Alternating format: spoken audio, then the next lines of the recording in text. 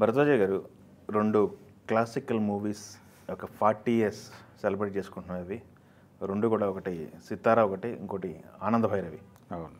ఏంటి ఈ సినిమాలు ఆ రోజు రిలీజ్ అయినప్పుడు పొజిషన్ ఏంటి, ఇప్పటికే క్లాసిక్గా ఉండిపోవడానికి కారణాలు ఏంటి, దాని బ్యాక్ అండ్ స్టోరీస్ ఏమన్నా తెలుసా మనకి? అంటే శంకరాభరణం సినిమా ఒక రకంగా తెలుగు సినిమా చరిత్రలోనే కాదు, భారతీయ సినిమా చరిత్రలో కొత్త అధ్యాయం తెరిచింది. అంటే కొన్ని కథలు తెర మీద చెప్పడానికి సాధ్యమవుతుందా, పర్టికులర్గా తెలుగు తెర మీద చెప్పడానికి అవకాశం దొరుకుతుందా అని అనుకుంటున్న టైంలో ఆ సినిమా శంకరాభరణం ఒక ఓపెనింగ్ ఇచ్చింది. ఆ భరోసాతో చాలా సినిమాలు వచ్చినాయి, తమిళ్లోనూ వచ్చినాయి, తెలుగులోనూ వచ్చినాయి. భారతీరాజా గారు తీసినటువంటి రాగమాలిక సినిమా సంగీత సాహిత్య ప్రధానంగా నడుస్తుంది. ఆ సినిమా రాధ యాక్ట్ చేసింది డాన్సర్గా. అవును. దాదాపు అదే ధోరణి తెలుగులోనూ మొదలైనటువంటి దశ. పర్టికులర్గా సితార సినిమాకి వస్తే పూర్ణోదయ బ్యానర్ నుంచి వచ్చినటువంటి సినిమా అది. సీతాకోకచిలక తర్వాత తను వంశీ ఆ బ్యానర్లో శంకరాభరణం సినిమాకి విశ్వనాథ్ గారి దగ్గర పనిచేశాడు. పని చేయడం మాత్రమే కాకుండా శంకరాభరణం సినిమాకి వెండితెర నవల రాశాడు ఆయన. దాంతోపాటు ఆ ప్రొడక్షన్ ఎక్స్పీరియన్సెస్, ఆ టైంలో జరిగినటువంటి సంఘటనలు, వాటన్నిటినీ కూడా దానిలోకి తీసుకొచ్చాడు. చాలా ఇంట్రెస్టింగ్గా నడుస్తుంది అది. అంటే అప్పటి వరకు వెండితెర నవలలు అంటే కేవలం సినిమా స్క్రిప్ట్ని నవలగా మార్చడం మాత్రమే చేసేవాళ్ళు. ఇతను ఆ టైంలో జరిగినటువంటి వివిధ సంఘటనలని కూడా కొంచెం డ్రామాటిక్గా చెప్పడంతో దానికి ఒక స్పెషల్ ఇమేజ్ వచ్చింది ఆ పుస్తకానికి కూడా, నవలకు కూడా. అలా వంశీ జనాలకు తెలుసు, ఏది ఆయన డైరెక్టర్ కావడానికంటే ముందే. తను డైరెక్షన్ చెయ్యాలా, కనీసం 30 ఏళ్ళు రాకుండా ఎలా డైరెక్షన్ చేస్తాము అని అనుకుంటున్న దశలో అనుకోకుండా ఆయనకి గోదావరి చిత్ర, రాజమండ్రికి చెందినటువంటి ప్రొడ్యూసర్లు వాళ్ళు ఒక తమిళ సినిమా కొని దాన్ని ఇతని చేతిలో పెట్టారు. యాక్చువల్గా ఈరంకి శర్మ గారితో డైరెక్ట్ చేయించాలనుకున్నారు, ఆయనకు కుదరలేదు. ఫైనల్గా వేమూరు సత్యనారాయణ గారు ఇన్సిస్ట్ చేసి వంశీని చేయమని మంచు పల్లకి అనేటువంటి సినిమా తీయించాడు ఆయన చేత. తమిళ సినిమాని తనదైన పద్ధతిలో అడాప్ట్ చేశాడు. చిరంజీవి గారు యాక్ట్ చేశాడు ఆ సినిమాలో.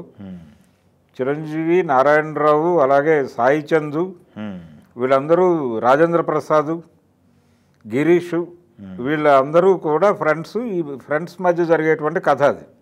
సుహాసిని హీరోయిన్. ఆ సినిమా క్లైమాక్స్ కొంత జనాలకి నచ్చలేదు. క్లైమాక్స్ ఎమోషనల్గా ఆడియన్స్ను హుక్ చేస్తుంది అని అనుకున్నాడు ఇతను. కానీ ఆ క్లైమాక్స్ విషయంలో చిన్న తేడా జరిగింది. ప్రేక్షకులకి వీళ్ళకి కాంట్రాక్ట్ కుదరలేదు. అలా సినిమా పెద్ద హిట్ కాలేదు, యావరేజ్గా నడిచిపోయింది. అంటే యావరేజ్గా నడవడానికి కూడా పాటలు కారణం, చిరంజీవి అప్పటికున్నటువంటి ఇమేజ్ కారణం. ఓకే, అలా నడిచిపోయింది ఆ సినిమా. తర్వాత రెండో సినిమా ఏమిటి అనేటువంటి ప్రయత్నం. ఆ సినిమా ఎప్పుడైతే పెద్ద ప్రభావం వేయలేదో బాక్సాఫీస్ దగ్గర, ఇమ్మీడియట్గా ఈయన దగ్గరికి ప్రొడ్యూసర్లు ఎవరు క్యూ కట్టలేదు వంశీ దగ్గరికి. వాట్ నెక్స్ట్ అనేటువంటి ఒక క్రైసిస్లో ఉన్న టైంలో మహల్లో కోకిల అనేటువంటి ఒక నవల ఉంది ఆయన దగ్గర. తనే రాశాడు. తను రాసిన నవలే, దాన్ని సినిమా తీస్తే అలా ఉంటుంది అని ఏడిది నాగేశ్వరరావు గారి బావమరిది బాబ్జీ గారికి ఒక ఇది వచ్చి, ఐడియా వచ్చి, దాన్ని అడాప్ట్ చేయమని అడిగాడు ఆయన. అట్లా పుట్టింది సితారా అనేటువంటి సినిమా. ఓకే, అదేంటంటే ఒక మనకి కూలిపోయినటువంటి జమీందారీలు తెలుసు. అవును. ఎప్పుడైతే ఇండియన్ యూనియన్లో జమీందారీలన్నీ విలీనం అయిపోయినాయో, అవును, చాలా జమీలు అంటే ఆ జమీందారులు రకరకాల కోర్టు కేసుల్లో ఇరుక్కుని, వాళ్ళ ప్రాపర్టీస్ ఇరుక్కుని, ఒక ఫాల్స్ ఇమేజ్లో బతుకుతూ అలా నడుస్తూ ఉన్నటువంటి ఆ కుటుంబాల్లో కళాపోషణ, వాళ్ళు ఇంటర్నల్గా కళల పట్ల వాళ్ళకు ఉన్నటువంటి అనురక్తి, ఇదంతా అలా ఉండిపోయి వీళ్ళేమో ఆర్థికంగా చితికిపోయి ప్రపంచానికి తెలియని పరిస్థితి.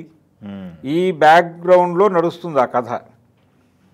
అది అట్రాక్ట్ చేసింది ఆయన్ని, ఏడిది నాగేశ్వరరావు గారిని.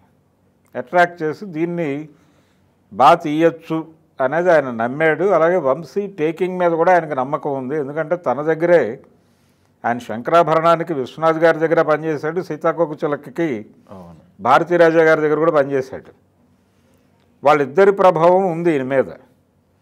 అలాగే మ్యూజిక్ డైరెక్టర్ ఇళయరాజాతో కూడా ఒక ప్రత్యేకమైనటువంటి రిలేషన్ అప్పుడే మొదలైంది ఆయనకి, సీతాకోకచిలుక టైంలోనే. నిజానికి మంచు పల్లకికి కూడా ఇళయరాజానే అడిగాడు ఈయన, కానీ వాళ్ళు రాజన్ నాగేంద్రని పెట్టారు. వాళ్ళతోనే ట్రావెల్ అవ్వక తప్పని పరిస్థితి అయ్యాడు ఈయన. సితారకి ఇళయరాజా కావాలని అడిగాడు, ఆయన ఇచ్చాడు. ఎందుకంటే ఆల్రెడీ అదే బ్యానర్లో ఆయన సాగర సంగమం చేస్తున్నాడు ఇళయరాజా, దానికి ముందు సీతాకోకచిలుక చేస్తున్నాడు. కాబట్టి సితారకు కూడా ఆయనే క్యారీ ఫార్వర్డ్ అయిపోయాడు. అయిపోయిన తర్వాత ఎంవి రఘుతో కూర్చుని ఈయన ఈ సినిమాకి సంబంధించినటువంటి డిజైనింగ్ అంతా చేసుకుంటూ హీరోయిన్ ఎవరైతే బాగుంటుంది అని రకరకాల ప్రయత్నాలు చేశారు. చేస్తూ ఉండగా ఆల్రెడీ అప్పటికే ఒక తమిళ సినిమాలో నటించింది భానుప్రియ. నటించి తను కూడా వాట్ నెక్స్ట్ అనుకుంటున్నటువంటి టైంలో ఇక్కడ ఏదో కొత్త సినిమా ఆడిషన్స్ జరుగుతున్నాయి, హీరోయిన్ క్యారెక్టర్ కోసం చూస్తున్నారు అనుకుని వచ్చింది. తను వచ్చే వరకు కూడా పూర్ణోదయ బ్యానర్లో సినిమా అంటే విశ్వనాథ్ గారి డైరెక్టర్ అనేది ఆవిడకు ఉన్నటువంటి నమ్మకం, ఆవిడకి వాళ్ళ మదర్కి. తీరా వచ్చిన తర్వాత విశ్వనాథ్ గారు కాదు ఈ సినిమాకి డైరెక్టరు, ఈ కుర్రాడు అని తెలిసింది. తెలిసినప్పటికీ వాళ్ళు కమిట్ అయ్యారు, అడ్వాన్స్ ఇచ్చేశారు. ఆ తర్వాత సుమన్ వచ్చాడు. సుమన్ని హీరోగా తీసుకుని, నిజానికి సుమన్ కూడా వాళ్ళు మొదట అనుకున్నటువంటి హీరో కాదు, ఎవరో అనుకుంటూ సుమన్ వైపు మొగ్గారు. ఫైనల్గా సుమన్ని తీసుకున్నారు. సుమన్ భానుప్రియ కాంబినేషన్లో ఆ సినిమా సెట్స్కు వెళ్ళింది. మెడ్రాస్లోనే కొంత భాగం తీశారు, తర్వాత గోదావరి జిల్లాల్లో కొంత తీశారు. నెల్లూరు వెంకటగిరి రాజా గారి కోట దాంట్లో కొంత షూట్ చేశారు. ఇవన్నీ కలిపి ఆ మహల్లో కోకిల హీరోయిన్ క్యారెక్టరే. తను జమీందారు గారి చెల్లెలు, చితికిపోయినటువంటి జమీందారు చెల్లెలు. ఆవిడకి కళల పట్ల అనురక్తి ఉంటుంది, దానిలో నుంచి బయటపడలేనటువంటి పరిస్థితి. ఆ ఊరి ప్రజలకు కూడా అమ్మాయి ఎవరో తెలియదు. ఒక విచిత్రమైన సీన్ ఉంటుంది ఆ సినిమాలో. తను బయటకు వచ్చేస్తుంది, అన్నగారు చనిపోయాడని తెలిసి చూడటానికి వెళ్తుంది, జనంతో పాటు ఉంటుంది.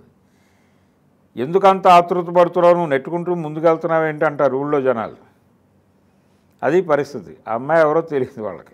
అలాంటి సీన్స్ ఉన్నాయి ఆ సినిమాలో. శరత్ బాబు ఆ జమీందార్ క్యారెక్టర్ని చాలా గొప్పగా పెర్ఫామ్ చేశాడు. సోమయాజులు గారు అడ్వకేట్గా యాక్ట్ చేశాడు. పర్టికులర్గా అంటే ఈ సినిమాని తను తీసినటువంటి పద్ధతి పెద్దగా డైలాగ్స్ లేకుండా నడపాలని అనుకున్నాడు సినిమాని. సినిమా అనేది కాన్వర్జేషనల్ మోడ్లో ఉండదు, అది దృశ్య ప్రధానంగా నడుస్తుంది అని తను నమ్మాడు డైరెక్టర్ వంశీ. ఆ నమ్మకం యూనిట్ మొత్తానికి లేదు. ఏంటి అడపా డైలాగ్స్ వస్తున్నాయి అనుకున్నారు వీళ్ళు రీ రికార్డింగ్ లేకముందు. ప్రివ్యూ చూసి చాలా కన్ఫ్యూజ్ అయ్యారు, గందరగోళం అయ్యారు, ఈ సినిమా ఏమవుతుందో అని అనుమానపడ్డారు.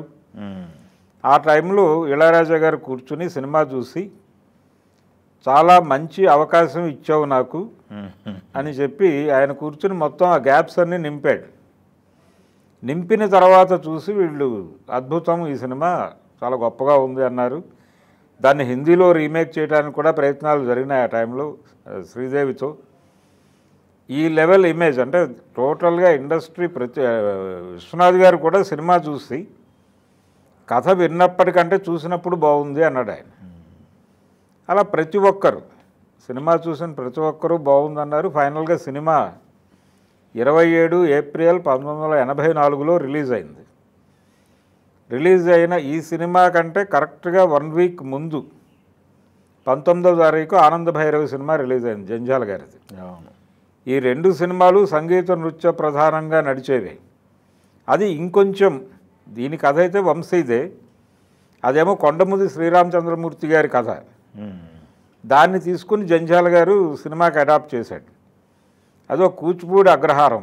ఇక్కడ ఎలాగైతే జమీందారీ కుప్పకూలినటువంటి జమీందారీ విధానం మీద తీశాడు, అక్కడికి వచ్చేసరికి సాంప్రదాయం నుంచి బయటకు వచ్చేస్తున్నటువంటి కూచిపూడి అగ్రహారం, ఇంగ్లీష్ చదువుల ప్రభావం, పిల్లలు మేము డ్యాన్స్ నేర్చుకోమనటం, ఏం చేయాలో అర్థం కాని పరిస్థితుల్లో ఆ పాత విద్యనే నమ్ముకున్నటువంటి నాట్యాచార్యుల పరిస్థితి, దాని మీద నడుస్తుంది కథ.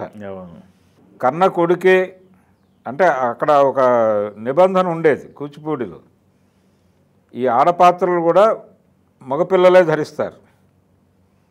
అందుకని వెంపటి చినసత్యం గారు వీళ్ళందరూ కూడా, అలాగే వేదాంతం రాఘవయ్య గారు వీళ్ళందరూ కూడా ఆడపాత్రలు కూడా వాళ్ళే చేసేవాళ్ళు. ఈ ధోరణి ఉండేది అక్కడ. ఈ టైంలో తన కొడుకు నేను డ్యాన్స్ నేర్చుకోను అని రిజెక్ట్ చేసి వెళ్ళిపోతే, ఈ విద్య ఇలా ఎందుకు వదిలేయాలి అని చెప్పి ఒక దొమ్మరి పిల్లని తీసుకొచ్చి పెంచి తనకి ఈ విద్య మొత్తం నేర్పిస్తాడు. ఇది సబ్జెక్ట్. ఇది కుప్పకూలిపోతున్నటువంటి ఇక్కడ సాంప్రదాయమే. ఆ సాంప్రదాయాన్ని ఎలా బతికించాలి అని ఒక నాట్యాచార్యుడు పడ్డటువంటి తపన మీద సినిమా నడుస్తుంది. ఆనంద భైరవి.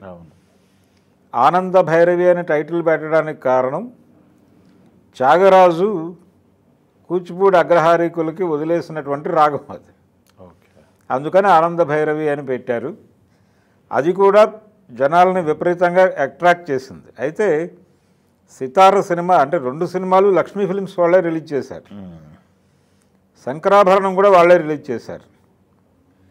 ఈ పరిస్థితి అంటే ఒక కాన్ఫిడెన్స్ వచ్చింది వాళ్ళకి, ఈ తరహా సబ్జెక్టుల మీద సినిమాలు చూసే మూడ్లో ఆడియన్స్ ఉన్నారు అనేది అర్థమైపోయింది అప్పటికి.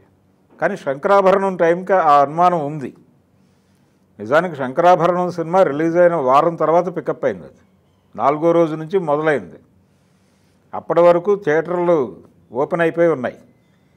సినిమా అంటే ఈ సినిమా ఆడదేమో అనే ఉద్దేశంతో ఏదో ఒక రేటుకి అమ్మేసుకోవడానికి సిద్ధపడిపోయి థియేటర్ల వారి వదిలేసుకున్నాడు ఆయన, ఏడిది నాగేశ్వరరావు గారు. అలా విజయవాడ అప్సరా థియేటరు కడియాల వెంకటేశ్వరరావు అనే ఆయనకు వదిలేసుకున్నాడు ఆయన. విచిత్రంగా అదే థియేటర్లో 200 రోజులు ఆడింది ఆ సినిమా. నష్టపోయాను నేను అనేటువంటి బాధతో ఉండేవాడు ఆయన నిరంతరం. అంటే తనే రిలీజ్ చేసుకుంటే ఎలా ఉండేది అనేటువంటి దాని చివరి ఇంటర్వ్యూల వరకు మాట్లాడాడు ఆయన.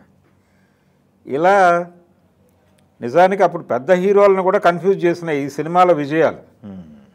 అది శంకరాభరణం కావచ్చు, ఆ తర్వాత వచ్చినటువంటి ఈ సినిమాలు, ఈ సితారలు, ఇవన్నీ, ఈ ఆనంద భైరవులు, ఇవి కూడా ఆడేయటం పెద్ద హీరోలని కొంచెం ఆలోచనలో పడేసినాయి. మనం రొటీన్ ఫార్ములా సినిమాలు తీస్తే ప్రేక్షకులు చూస్తారా అనేటువంటి ఒక డౌట్ మొదలైంది వాళ్ళకి. కొంచెం కొత్త తరహా కథలు ఎంచుకునేటువంటి ప్రయత్నం మొదలుపెట్టారు పెద్ద హీరోలు కూడా. అదే టైంలో కమర్షియల్ సినిమాని కొత్త డైమెన్షన్లోకి తీసుకెళ్ళిన చిరంజీవి మొదలయ్యాడు. దాంతో తెలుగు సినిమా కమర్షియల్ సినిమా అలాగే న్యూ వేవ్ సినిమా అనేది వెళ్ళిపోయి ఈ తరహా సినిమాలు ఎమర్జ్ అయిపోయినాయి. అదొక విచిత్రమైనటువంటి పరిస్థితి. దాదాపు 90 వరకు నడిచింది అది. రామ్ గోపాల్ వర్మలు, మణిరత్నాలు ప్రవేశించే వరకు ఆ ధోరణి కొనసాగింది. ఈ మూడుకి కారణం అంటే ఈ మార్పుకి ఒక రకంగా నాంది పలికినటువంటి సినిమాలుగా వీటిని చెప్పుకోవాలి. సితార తర్వాత వంశీ ప్రభంజనం మొదలైంది. ఆయనకు అభిమానులు మొదలయ్యారు. ఆయన సినిమాల కోసం వెయిట్ చేయటం మొదలైంది. అన్వేషణతో నెక్స్ట్ లెవెల్కి వెళ్ళాడు ఆయన. మహర్షి, ఈ సినిమాలు ఏప్రిల్ 1 విడుదల, అంటే లేడీస్ టైలరు ఏప్రిల్ విడుదల, ఇవేమో కామెడీ ప్రధానంగా నడిచినటువంటి సినిమాలు. కానీ ఈయన ధోరణి అంటే ప్రతి ఒక్క జానర్లోనూ సినిమాలు చేసే ప్రయత్నం చేశాడు. సస్పెన్సు, ఇలా అన్ని జానర్స్లోనూ సినిమాలు చేయాలనే ఒక తపనతో మొదలైన డైరెక్టర్ ఆయన. రైటర్ కమ్ డైరెక్టరు, పైగా సంగీతం మీద కొంత విద్వత్తు తెలిసినటువంటి డైరెక్టర్. అంటే ఏ సన్నివేశానికి ఏది వాడుతున్నాం మనం, ఏ రాగం వాడుతున్నాం దగ్గర నుంచి కూడా తనకి కొంత జ్ఞానం ఉంది ఆ ఏరియాలో. అలాగే కెమెరాకి సంబంధించిన జ్ఞానం ఉంది. పర్టికులర్గా సితార సినిమా విజయంలో వంశీ కృషి ఎంత ఉందో ఎంవి రఘు కంట్రిబ్యూషన్ కూడా అంతే ఉంది. అలాగే ఇళయరాజా గారి కంట్రిబ్యూషన్ ఉంది దానిలో. వాళ్ళ ముగ్గురు ప్రధానమైనటువంటి పిల్లర్స్ ఆ సినిమాకి. వాళ్ళు అంటే విజువల్గా వంశీ ఏం కోరుకున్నాడో దాన్ని కొంత ఇబ్బంది పెట్టినప్పటికీ తెర మీద చూపించే ప్రయత్నం చేశాడు ఆయన ఎంవి రఘు. ఇళయరాజా ఆ సన్నివేశాలకి అద్భుతమైన ఆర్ఆర్ ఇచ్చాడు. ఎడిటింగ్లో అనిల్ మల్నాడ్ ఎడిటర్ ఆ సినిమాకి. ఏది కట్ చేయబుద్ధి కావట్లేదు నాకు అంటే ఈయనేమో ట్రిమ్ చేయని సతాయించేవాడు రేటు నాగేశ్వరరావు గారు. ట్రిమ్ చేయబుద్ధి కావడం లేదు అని చెప్పి కత్తెర పక్కన పడేసేట ఆయన. అంత ప్రభావం వేసినటువంటి సినిమా అది. 2 సినిమాలు కూడా ప్రేక్షకుల మీద అలాగే బాక్స్ ఆఫీస్ మీద కూడా. కాకపోతే ఆ రోజుల్లో ఈట్పుగంటి లక్ష్మణరావు గారిని ఒక ఆయన ఉండేవాడు విజయవాడ లక్ష్మీ పబ్లిసిటీస్. ఆయన అన్నమాట ఏంటంటే కొంచెం ఎంటర్టైన్మెంట్ ఉంటే బాగుండేది సితారలో అంటే ఆనంద భైరవిలో ఒక సుత్తివేలు వీరభద్రరావు శ్రీలక్ష్మి మధ్య ఒక ట్రాక్ నడుస్తుంది. అవును. ఆ అమ్మాయి ఈల వేయటము ఆ గోల సినిమా థియేటర్లో ఏలేస్తుంది ఆ సన్నివేశాలు కొంచెం ఎంటర్టైనింగ్గా ఉంది సినిమా. అది సితార్లో మిస్ అయింది. అయినప్పటికీ ఈ సినిమా సీరియస్గానే నిలబెడుతుంది ఆడియన్స్ని అని నమ్మాడు ఆయన. అది చెప్పాడు వంశీతో. ఒకవేళ ఏదైనా ₹1 ఆ సినిమాకి ఎక్కువ వచ్చింది అంటే అది దానివల్ల ఆ ఎంటర్టైన్మెంట్ ట్రాక్ వల్లనే అని అనుకోవాలి అని. ఓకే. అలా 2 సినిమాలు తెలుగు సినిమా చరిత్రలో సంగీత ప్రధాన చిత్రాలు అనే కేటగిరీలో నిలబడిపోయినటువంటి సినిమాలు. ఓకే.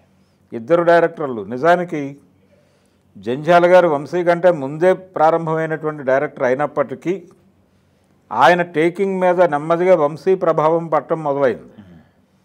వివాహ భోజనంబు అనే సినిమాలో ఆయన తీసిన పాటల టేకింగ్ చాలా క్లియర్గా వంశీ ప్రభావం కనిపిస్తుంది. అలాగే వాళ్ళిద్దరూ కలిసి నడిచినటువంటి ప్రయాణం. అలాగే ఆ సినిమాకి ఆయన తీసినటువంటి మంచు పల్లకికి ముందు అనుకున్నటువంటి డైరెక్టర్స్ జాబితాలో ఈయన కూడా ఉన్నాడు. జంధ్యాల పేరు కూడా వెళ్ళింది అక్కడికి. ఓకే. ఆయన వాయిస్ ఓవర్ వరకు మాత్రమే పరిమితమయ్యాడు. తన వాయిస్ని ఇచ్చాడు ఆ సినిమాకి.